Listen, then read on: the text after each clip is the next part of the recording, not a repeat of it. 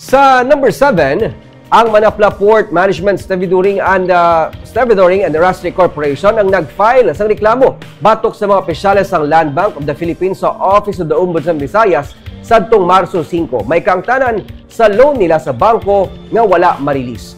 Nalakip sila ginpasakan sa reklamo may angot sa pagsupak sa Anti-Graft and Corrupt Practices Act Section 3, Paragraph E, false testimony nga civil case kag conduct prejudicial to the best interest of public service. Amo kanday Maria Luisa Chu, AVP, Head, Negros Occidental North Lending Center, Renato Villantes, CPA, kag empleyado sang Land Bank, Alan Besnar, Vice President, Land Bank Central Visayas, kag Francisco Pubilag, Loan Officer sang Land Bank of the Philippines.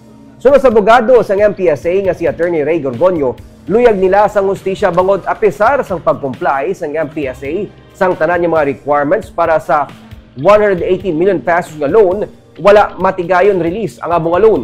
October 2023, nakabato na kuntani isang notice of loan approval ang MPSA. Pero nag-expire na lamang kag ini ang wala gid natigayon nga ma-release ang loan. Isa sila nga ginakwestiyon na mong ginpangayuan ang MPSA sang Land Bank sang foreshore lease agreement nga sandig sa notice of loan approval, isa ka post-release requirement. Sang ginhinyo ini, wala pa man gani suno kay Gorgonio tigayon nga na-release ang first tranche sang loan.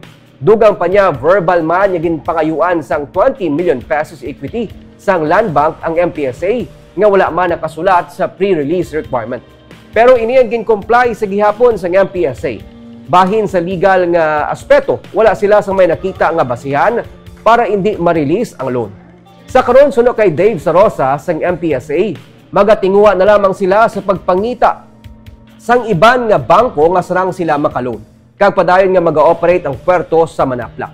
Ginapaabot nga magasugod ini operate sa Abril 5. Isa ka major project ang port operation suno sa ila, kag hindi lamang sa patag sa ekonomiya ang ginalauman nga mapasanyog kundi pati man ang turismo kag iban pa nga aspeto. Gintinguhan sa DigiCast Negros nga makuhan sang bahin ang Land Bank. Suno kay Chu, ila na nga ginapatuhoy sa ilang legal department ang kaso. Kag as of press time, wala pa man sila makabaton sang kopya sang reklamo nga na-file sa Ombudsman. So, nag-expire ang approval?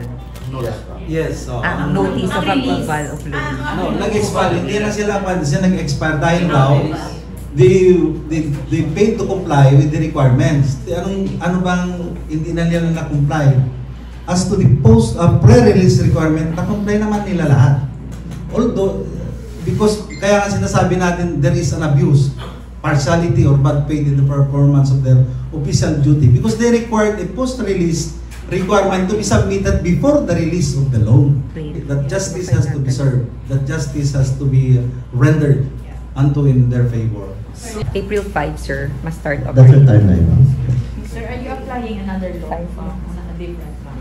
We have to because even though the funds that we use for our other businesses, which So you're assuring your clients and others that the operation will continue? yes, it will. I think what we're just asking for justice.